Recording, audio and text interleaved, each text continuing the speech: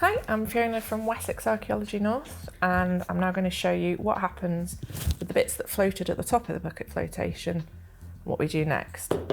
So we look at it under a microscope because it's so small you can't see what things are with the naked eye.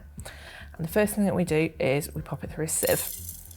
And this separates out the larger fragments with the smaller ones.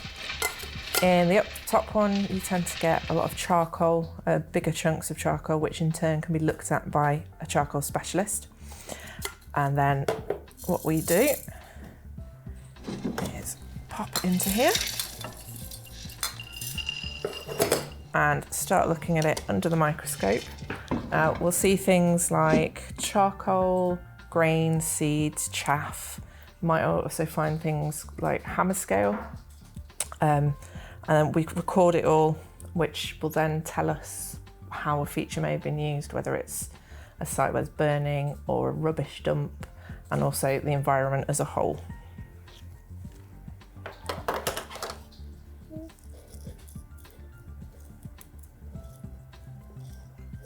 So in this one, there is a lot of charcoal. There's a few roots, which is a sign it might have been disturbed ever so slightly after it had been deposited.